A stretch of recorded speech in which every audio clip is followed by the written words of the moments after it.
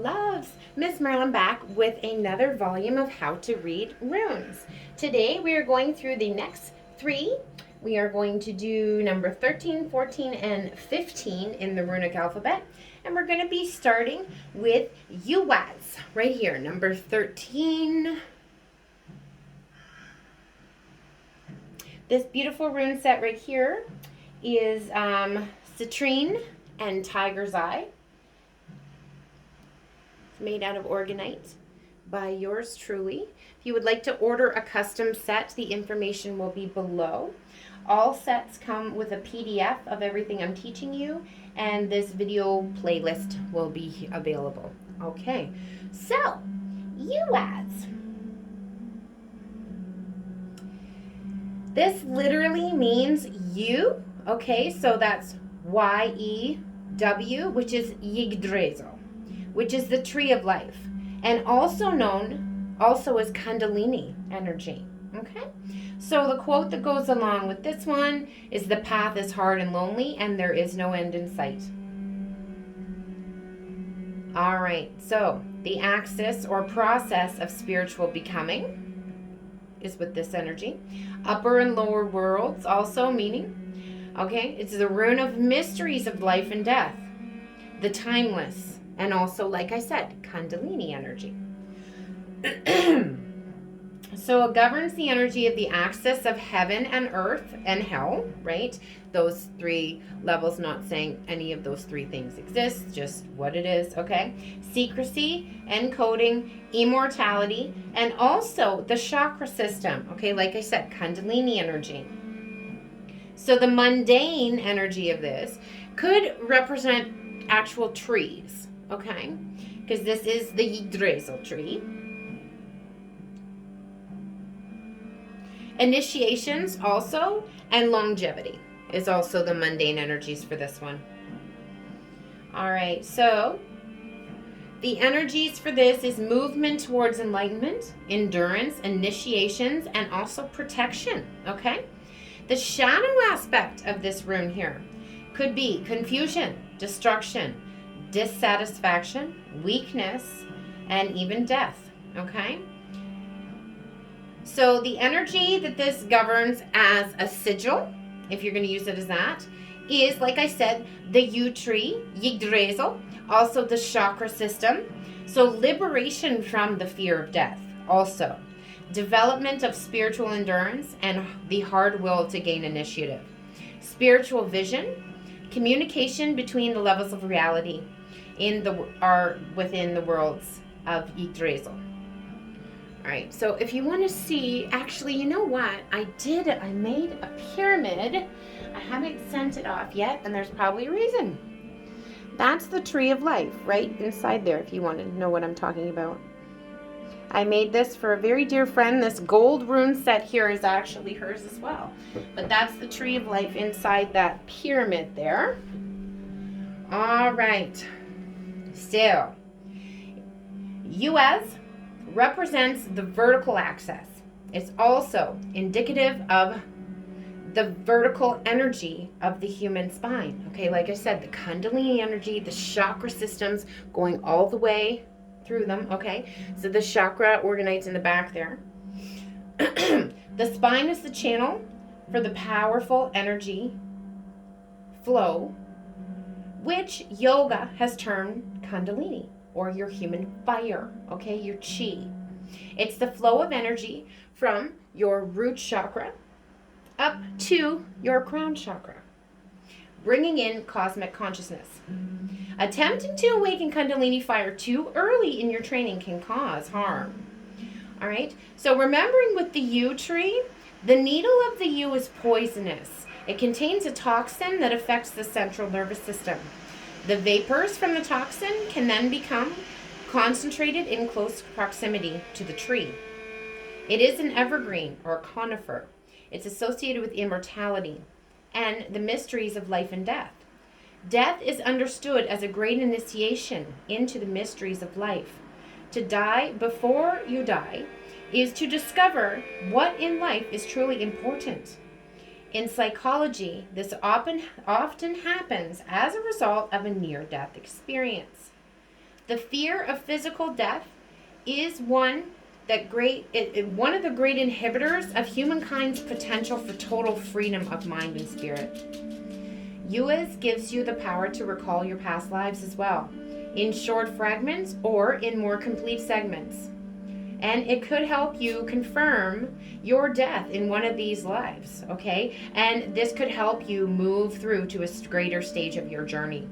So invoke the energy of Eihwaz as you conduct meditation or dream exercises for the purpose of discovering past life patterns in your present day. The answers lay not only in your memory, but in the clues of your here now. Okay, guys, I get a lot of clues through TV, the books I read growing up, they're all clues. All the movies I would watch over and over again. Pay attention to that stuff, okay? Eihwaz can also be invoked for communication with the underworld and with ancestors. It is very wise to remain within your own ancestral stream when you are doing this, and always ask for protection, okay, before you make these communications, all right? Always, always, always, always. And your ancestors have every reason to respond to your inner call and give you effective guidance, all right?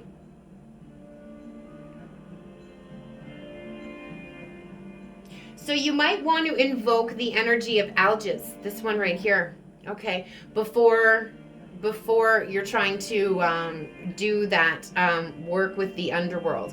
Okay, because this is a protection rune here. All right, so we're moving on to number 14 in the runic alphabet here, Pertho. This beautiful set here is aquamarine, lapis lazuli, and sodalite. Again, if you wanted to order a custom set of your own, the information to contact me is below. So, this literally is the Norns, so the gods, fate, and the lot cup, which I will explain in a moment. All right, so the quote with this one, the beginning and the end are set. What's in between is yours. Nothing is in vain. All is remembered. This is the rune of fate and of the unmanifest, the rune of probability and the role of luck in the evolutionary process of all things. And letting you know the universe is always at play. Quote unquote coincidence, right? Living within the unknown, the art of magic, and the art and magic of guessing. Also pattern recognition, prophecy.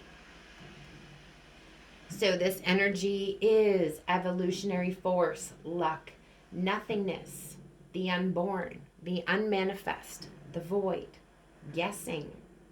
So the mundane energies attached to this rune would be gambling or random occurrences, right? So this is about good omens, knowledge, fellowship, and joy, evolutionary change. The shadow aspect of this rune here is doom, psychological or emotional addiction, stagnation, loneliness, delusion, fantasy, unknowability. Now, remember, doom is the way in which the uncontrolled aspects of ourself conspire in our destiny. It does not necessarily mean death, all right? So, this here governs, if you want to use it as a sigil here, manipulation of cause and effect. So, Nordic law, probability and dependence on luck, the creation of favorable circumstances, chance, divination, and the art of guessing. So, it's important to remember that the true meaning of Pertho is unknown to scholars as it is not a recognized word. And though many have agreed that the idea of the quote-unquote lot cup that I talked about at the very beginning seems fitting, I think that this is unknown or nameless, but it's extremely significant. The lot cup is an ancient dice box, a game, right? From which, so think of it like, what's the game you put the dice in the cup? And is it Yahtzee? I think it is. So think of it like that, okay? Where the dice were cast by the warrior seeking knowledge of their fate before a battle. So Pertho represents Orlok, which is the concept of the matrix, of universal law of cause and effect. It encompasses the fixed and unalterable law of action and reaction. Now, remember I told you I talked to you about weird, W-Y-R-D. It's the working out of the law of cause and effect on a personal level. So, it's not unalterably fixed like Orlog is, okay? A person can move about within their web of weird in accordance with their conscious development. As always, there is a large portion of our unmanifest future that rests on the element of chance, because we have free will. We always have the ability to change our minds. Nothing is set in stone. The awareness of this must be incorporated into the lore of Pertho and divination as a way to discern the parameters of the element of chance. So just like using divination through casting the dice or casting the runes, it provides conscious indicators of unconscious patterns of cause and effect. Okay, so it can help you figure these things out. And how this will also pertain to any future happenings. Of all the runes, this one is the most mysterious because Pertho deals with the mysteries within the runes themselves and the birth of the universe. On one hand, this allows you to intuitively have knowledge about the runes that has been suppressed, destroyed, or incompletely passed over through the centuries. On the other hand, the how-to techniques are less defined with this one than the other runes, for we're dealing with the fundamental mysteries of the universe, all the patterns that are interdependent and interwoven throughout the whole of existence. So, let's just see here. If you are working this one with not this, okay, so we went over that one in the last video. It's this rune here, okay. So if you're working those two together, the proper relationship between Pertho and not this is that Pertho allows you to become aware of the hidden. Sorry, I just moved my notes. Okay, and the fixed workings of the law of cause and effect, which in turn gives you the ability to see into the unmanifest and peer into the unknown. Now, the weird lay within the influence. If we have the knowledge of how our personal fate can be manipulated, right? So, when working with them together, not this helps you get around the workings of Orlog, which is the fixed, using the forces of resistance to change direction with the flow of your weird, your own personal spider web, your free will, okay? Together, these two runes govern the magic of the weirding way, is what it's called, okay?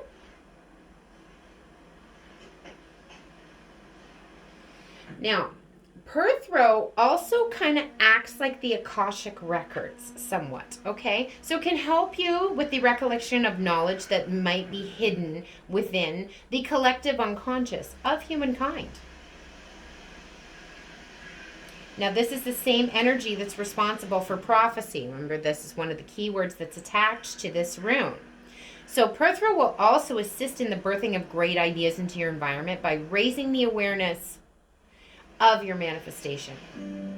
Coincidence and deja vu also play an enormous role with this rune. So those energies are also attached to this rune. Okay, guys? Now we're moving on. This is protection. And like I said, Algiz. Okay, this one, I actually usually draw this one on myself when I need protection. And it looks like a little crow's foot there. And we have my little crow here, my little raven, governing over my reeds here, my beautiful Torvi. All right, so this also is the representation of the elk as an animal, okay? So it means protection and higher self. Fear has its place in every heart. Courage is only a response, okay? That is the quote that goes along with this rune. It is the essential link or connection with the patterns of divine consciousness. It is also a rune of possible danger, of realizing this link when you're unprepared, All right? It's divinity, higher self, the state of listening. Protective, also, teaching force, and the divine plan. All right?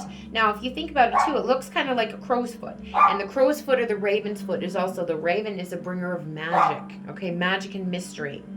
All right? So this is a connection to the gods, awakening, higher life, protection, the shadow aspect of this rune, hidden danger, consumption, overconsumption, okay, like gluttony, okay, consumption of your own divine forces as well, so not using your gifts in an appropriate manner. All right, so loss of the divine link, so cutting off that link to the crown chakra, and also, like I said, using your gifts for self instead of the divine link. And it's also connected to fear. All right, so if you're going to use this as a sigil here, it would be for strengthening of your own personal gravity or your luck and your life force. All right, this will help you strengthen that through courageous deeds. All right, also opens up that divine communication with the other worlds. Also, it offers protection and defense, as we already discussed. So if you want to work with other runes, you could use this one, invoke the power of this one beforehand for protection.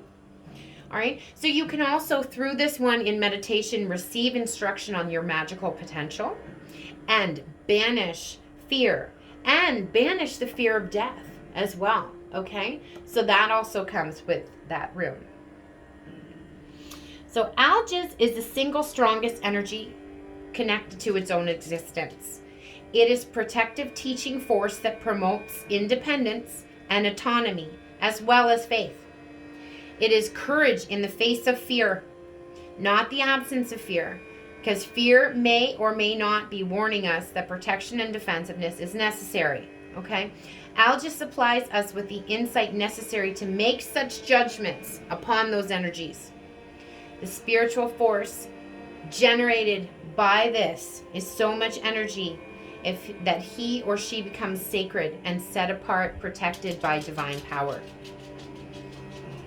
The gods will not assist in evading punishment for wrongful deeds or illegal or immoral acts. But this will soften the blow of punishment if the person is willing to accept accountability for the harm caused by his or her acts, and if they begin to take steps to compensate for those actions. So have courage and fortitude, and remember, you will always be tested, okay? Beautiful. So those are the next 3 that I have for you guys today. Join me for next time for numbers 16, 17, and 18. Please like, share, and subscribe, guys, as it really, really helps the channel. And again, if you wanted to order a set, the information is below. I'm wishing you so much love, light, magic, blessings, and witch third eye kisses. MsMerlin, the Good Witch of the North, out. J'adore.